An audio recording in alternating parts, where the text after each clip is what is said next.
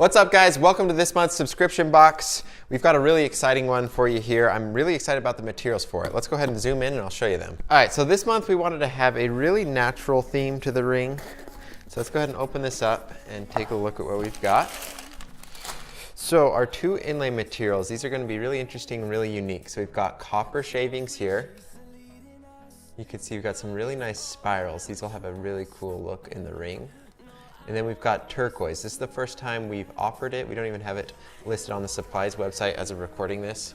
So it's a fun introduction of a new material, and they're both really just kind of bright and contrasty colors, and they look really nice together. And then our blank, we've got that here. I've got a size 8, that'll fit me. It's a titanium blank, very lightweight. It's gonna be a comfortable ring, really great to wear. And then for the glowstone section of it, we've got an aqua glow powder here, and then black pigment for this. Making it black really detracts from the glow powder, almost to the point where the glow kind of takes a back seat. And that's okay for this one. We're not really focusing on the glow. We're just really interested in these two materials, and then the black backdrop is gonna really make them pop and stand out. You'll see how it turns out when we're finished. But I thought this would be a great lesson to go over this month because this is such a cool just kind of contrast that you can get. So you get really bright colors. So you got the bright and non-translucent turquoise here. So that's gonna stay bright even if you put a dark thing around it. So like if you have a clear piece of quartz, if you put dark glow powder around it, it's going to darken up the quartz, but this stays just as bright because it's perfectly opaque. And then the copper, it's in a similar situation, but it's also reflective because it's metallic. So a lot of interesting details, textures, contrasts, all of that. And so that's what we're really focusing on for this month. I need to select my mandrel. I've got my ultimate kit here.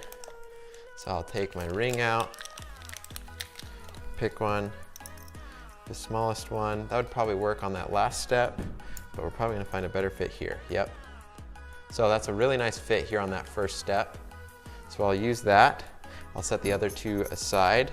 I'll get out my inlay materials, and let's go ahead and really quickly mix up just a little bit of powder for inlaying. All right, so I've got my glow powder and pigment. I'm gonna grab an extra vial here to mix them in. And we'll do just a really quick couple of color samples.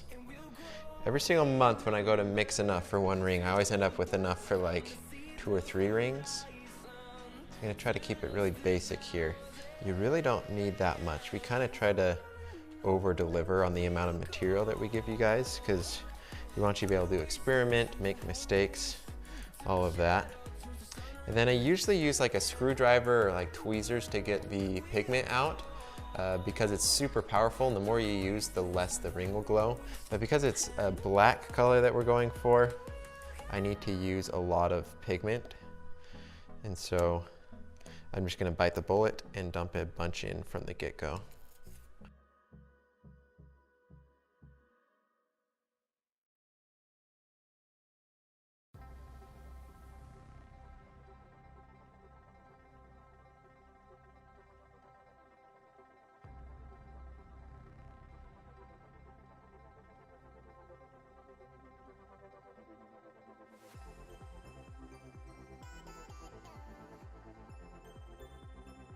Just accelerate this so it doesn't stick to anything later. All right, so now we've got our mandrel with our blank on it. We've got our powder ready to inlay, and then our inlay materials ready to go. Let's go ahead and get to it. All right, so I'm ready to go ahead and put my mandrel in my lathe jaws here. Just put that in there, tighten this up. Like I've said in the past, it's best to have a lathe to do this. But as long as you have a mandrel, you might be able to get away with just using a power drill. I want to experiment with that in the future, in the very near future, I should say, to give you guys an opportunity, for those of you who don't have a lathe, just an alternative option. But you can see once we've got that mounted in there, it spins nice and true. This makes it so much easier for the inlaying process, and then it's just super helpful for the grinding down and polishing steps. So before I get into any of the more technical steps, I've got a face mask here. I guess I should zoom out. Face mask here, that'll protect my vision, or my eyes and face and everything from any debris, and then a dust mask as well. You're definitely going to want one of those. You've got fumes from the glue as well as just debris that you don't want to be inhaling. So I'm going to put one of those on. I might have a bit of a muffled voice at some points. That would be why. And then let's go ahead and get our blank in place. Just use an Allen wrench here to tighten it in. It doesn't quite fit nicely onto the second step, and so this is kind of a good pointer just to know how far to put it. If it's not quite fitting on here, don't force it. Just screw the screw a half rotation or so. You can see it's getting a little bit larger. I'll go another quarter rotation, another quarter. Now you can see it's fitting on this first step here perfectly.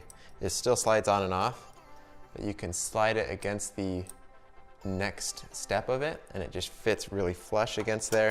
That way you can get it on, usually first try, really straight and flush.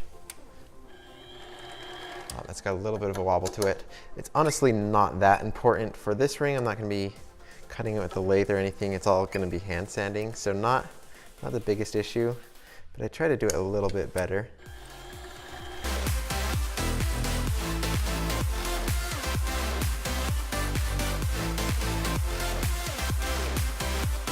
And it sometimes takes a little bit longer than that. You can fiddle with it for a couple of minutes, but that worked really well.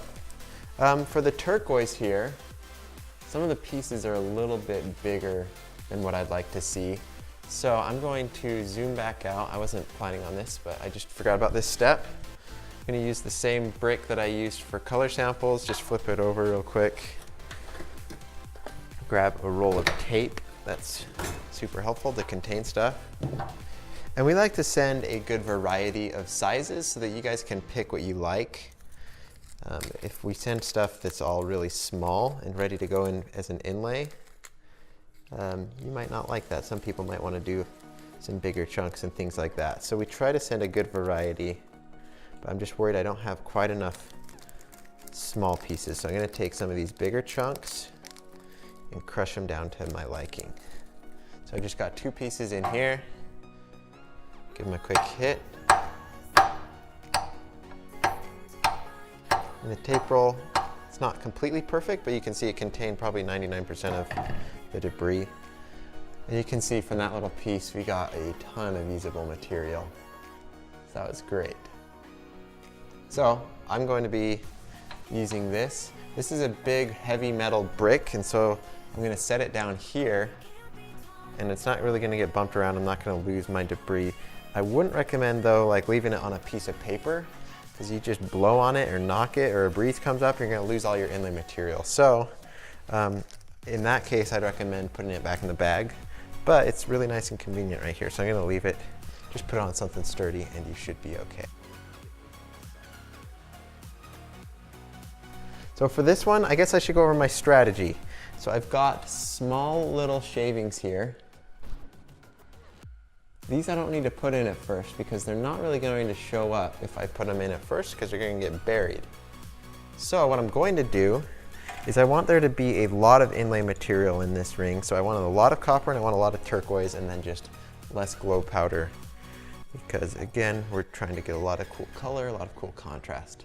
So I'm going to take all these pieces, not all of them, but I'm going to take a bunch of them and just sprinkle them in randomly. Usually I like to place each piece individually, but for this one I just want it to be full of the turquoise. I don't want to spread it around.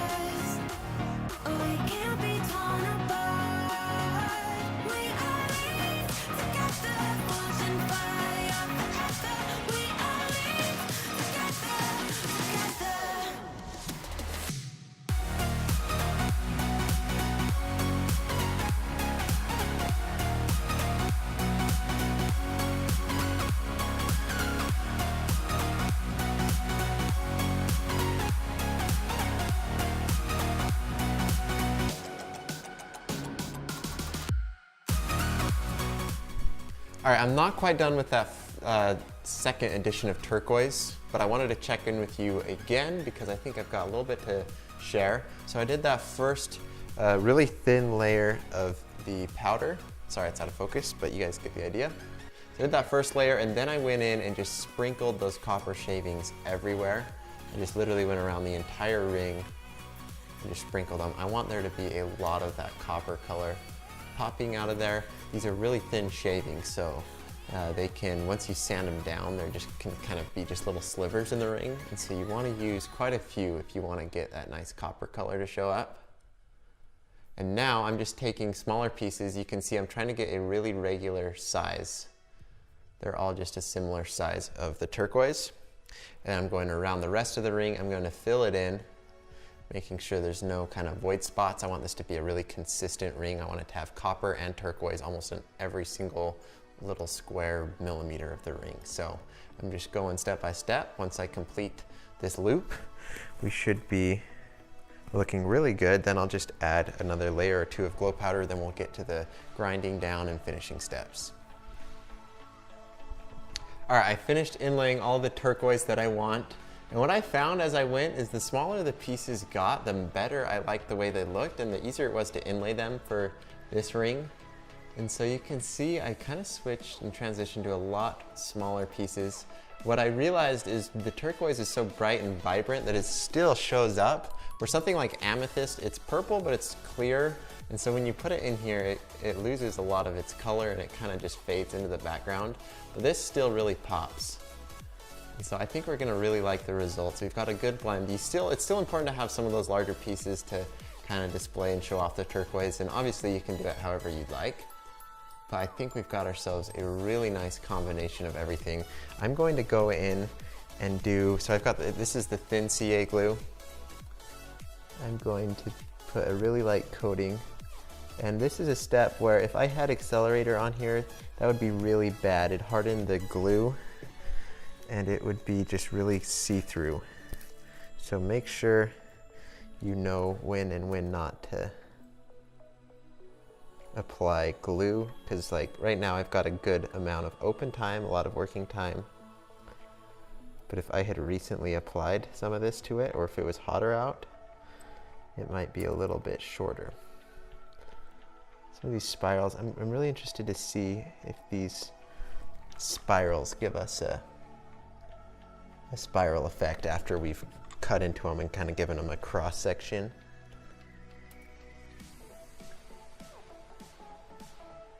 There we go. That's just kind of a little insurance in case once I grind into the ring, there's not enough copper.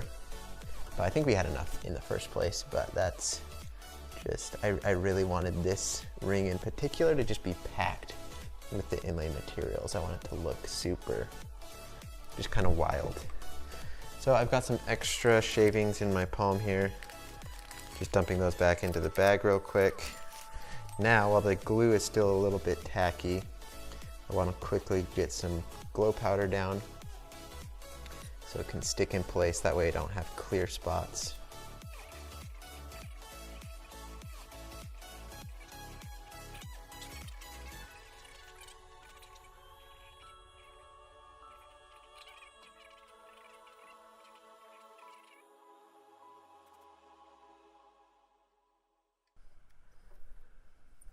Okay, I think that's pretty much good, but I'm going to do one final layer just for safety. And one thing that's kind of just my tip for you guys, I would make your layers as thin as possible if you want the powder to look as consistent as possible. And sometimes you don't want it to look consistent. Sometimes you want some patterns, textures, waves, different kind of colors to show up in it. And so essentially, the more adhesive that soaks into the powder, the darker it's going to look. So right now there's some lighter spots all over it, and that looks really interesting. So if you want to go for that effect, you can, but if you want it to be more consistent like this, where there's a lot of extra glue, then that's another look. So to get it to look like this, I'd say do as thin of layers as you can. Just put down a little bit of glue, a little bit of powder, and repeat. But if you want some interesting texture and color to it, go for that. But yeah, that's something that there's no wrong way to do it. Just it's good to have experience and know what effect is going to happen if you do which certain steps. So that's why I'm sharing that. But anyways, that is everything in place.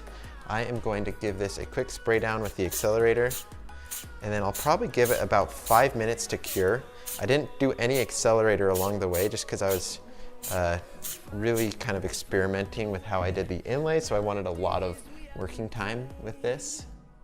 And so I'm just gonna give that a little while, because sometimes if you harden the outside, the inside will still stay a little bit of like a gel, and that can mess things up. So I'll give this 5 minutes and I'll check back in with you and start grinding it down. All right, now I'm ready to start grinding away using my Dremel here. And this is where you're definitely gonna want your face shield, so I'm gonna go ahead and put mine on now. That'll protect me from any pieces flying out at me. Get my foot pedal out.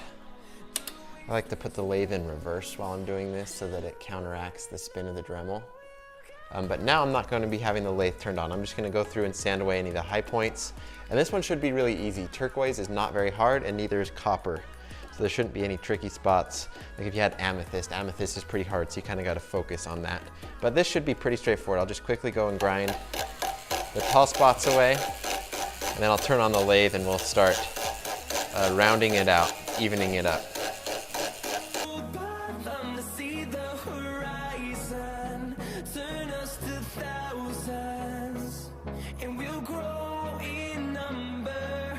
There we go.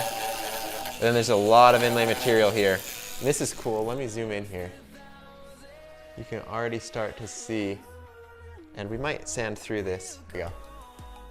You can see the spiral right there. That looks so cool. It's probably going to get ruined because I'm going to have to sand through it too much. But imagine if I had that a little deeper down in there. That would just be such a cool touch. So that's definitely a different look. It doesn't look super natural. So not always something that you want to do, but I really like it. And I could have selected different pieces. I could have pulled the spiral apart better.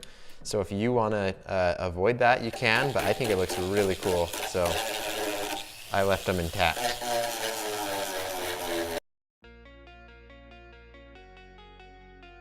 Okay, this seems to be working pretty well, pretty evenly. I've worn out my Dremel, so I'm going to replace that with a new one. And now it's round enough that I'm going to go ahead and turn on the lathe and then start spinning it down. And then once I've got it to a point where it's almost flush, then I'll go in and by hand adjust some of the just minuscule high points. And then we should be pretty close to switch over to sandpaper.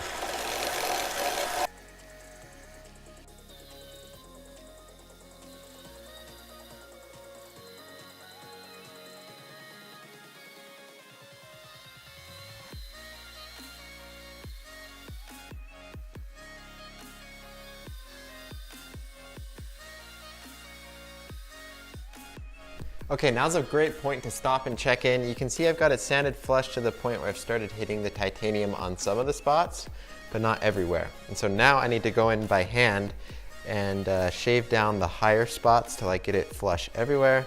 And then I'll switch over to sandpaper and get rid of the grooves left over by the Dremel. And you can see we're already, I've sanded it down almost all the way, and you can still see a lot of the spirals left over right there. That's an awesome one. Go through, I think there's another couple of them right there. That's really cool. Kind of looks like a hurricane. And it's got a little divot, a little empty spot there. I'm going to fill that in. I wondered about just leaving it. I think it's kind of unique, but I think it's worth patching here. That's a small enough hole that I'm not going to be able to get any glow powder in there. I maybe could have if I did it first, but I was too busy talking rather than thinking. But no, that'll be fine. That should be filled in. It's sometimes tricky to get holes that small to fill in, so I might have to touch it up again later. And I'm just going to kind of go over the whole thing, just gently spreading. And I'm using the thin CA adhesive at this point. It does a much better job at filling in small gaps.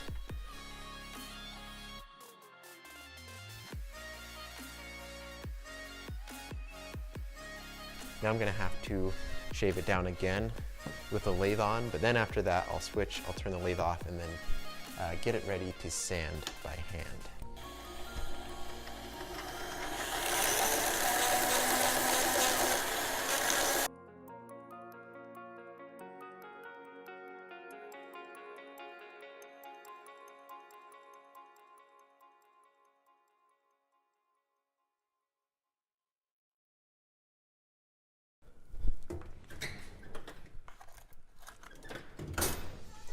Okay, I've sanded it flush everywhere. You can see based on the texture of the edge of the titanium that it's flush. There's no points where there's any glue protecting the polished surface. It's completely scuffed up all the way around, so that's a good sign.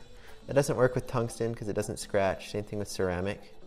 But for titanium, that kind of makes it easy.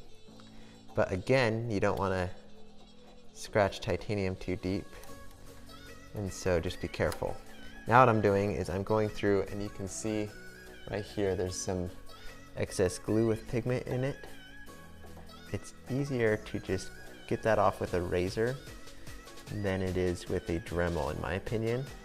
And it requires much less effort to sand it back to polish after. The razor only leaves just minor little nicks, whereas the sander would leave deep gouges.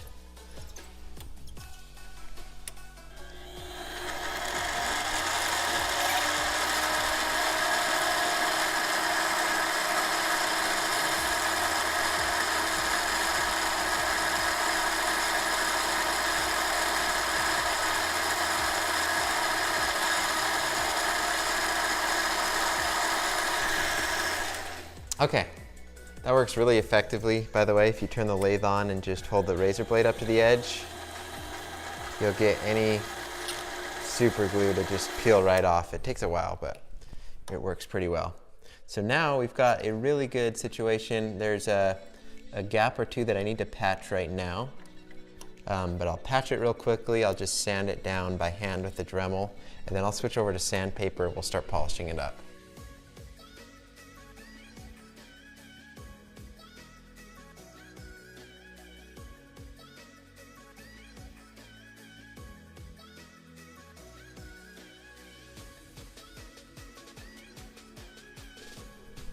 All right, I've got all of the voids patched. I've got everything filled in, everything sanded flush. Now we're ready to switch over to the sanding, and for that I'll be using grits from 200 all the way up to 1500. And as with titanium, as always with titanium, you want to be careful not to ruin the bevels. If you round off the ring, it can kind of, it's a different look. You can definitely do it on purpose, so rounded ring's fine. But if you want to have those sharp bevels, you got to be careful. So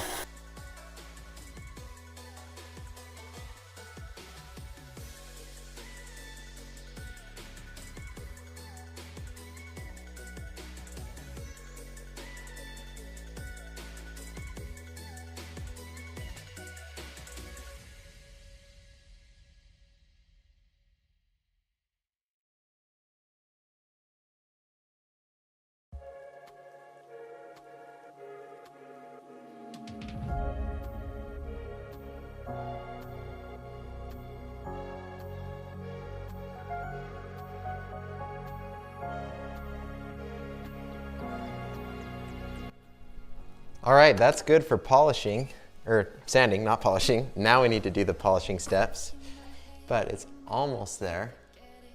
You can see that final effect. We're really starting to get that really cool look, just very vibrant, a lot of different colors, and you can see the reflection that the copper has that the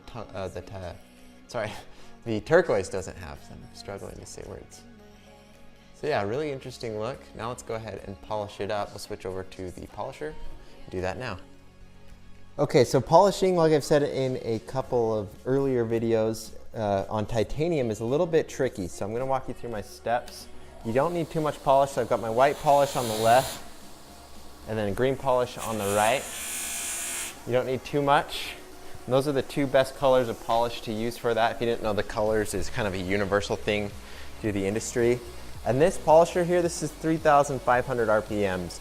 Titanium does better at around 1,000, and so we can kind of skirt around that by just lightly tapping it to it. An alternative that you could do is you could get a buffing wheel set up for your lathe and just set your lathe to 1,000 RPMs, and that can actually do a pretty good job. But what I'm going to do, the reason that you want lower RPMs is you don't want to overwork the titanium because it can give it an orange peel effect. And so I'm just really lightly tapping it to the wheel and then just rotating it every time I touch it.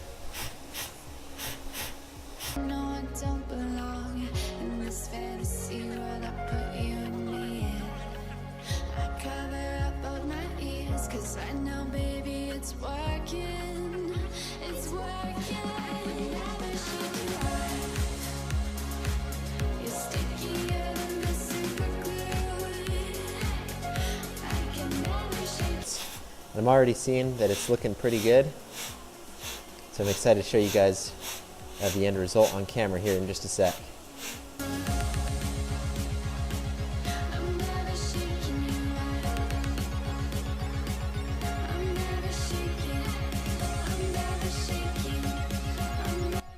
Okay, I'm going to go wipe this off and then I'll show it off. All right, time for final inspection. Let's see how it turned out. So first of all, let's look at the titanium. That's what we just worked on. Finish-wise, I think it's pretty solid. It's not quite like a mirror reflective finish, but it's really close to getting there.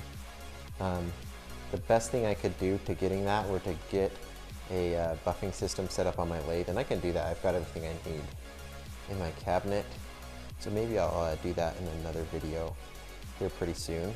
But I think that's good enough. I really don't mind this finish, and so that's why I honestly haven't done it so far. And let's see if there's any little kind of micro imperfections. I was a little bit quick. I maybe should have used a bit of a bigger piece of the 200 grit sandpaper. It's hard to see, but I think some of those really minor imperfections, now I've got some fingerprints on it, so it's kind of hard to tell. But some of those minor imperfections could have been improved, I think, by spending a little bit more time on the 220 grit.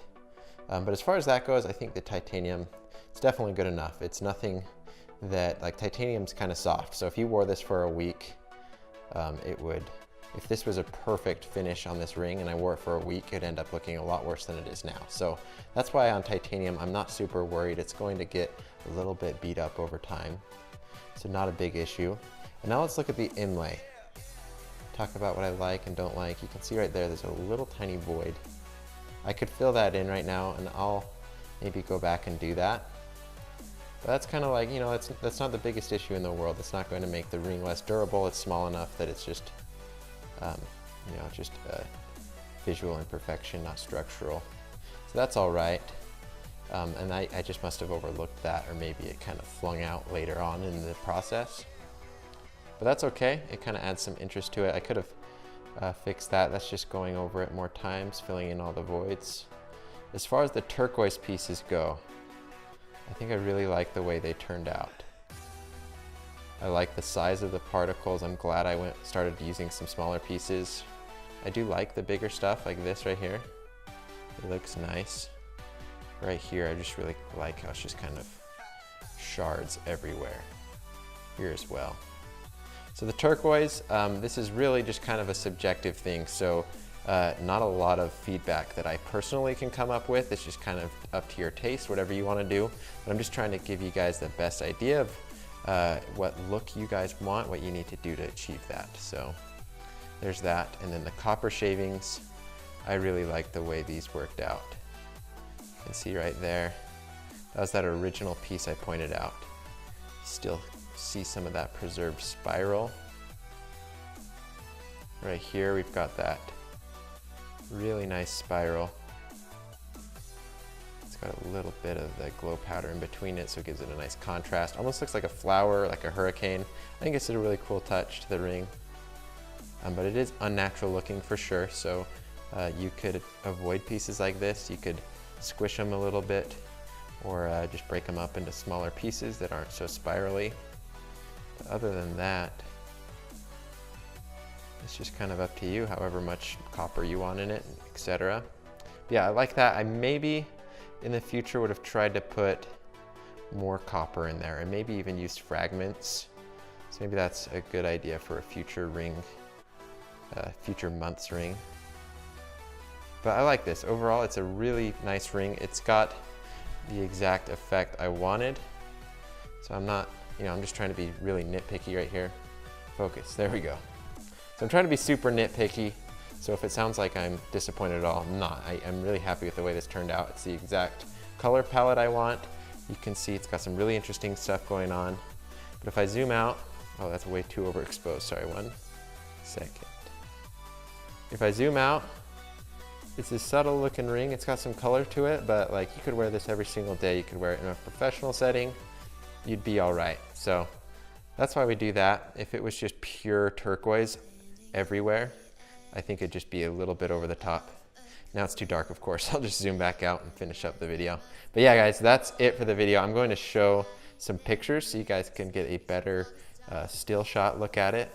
But other than that, I want to thank you guys so much for watching. I love doing these subscription box tutorials because they're just so much more in depth than any of my other content. So it's just a lot of fun. I hope you guys really appreciate it. And I hope you guys like making the rings. One of the biggest things that I would love to start seeing is you guys sharing your rings that you do on Instagram. We've had a few of the subscribers posting every month, and that's just great. I love seeing that.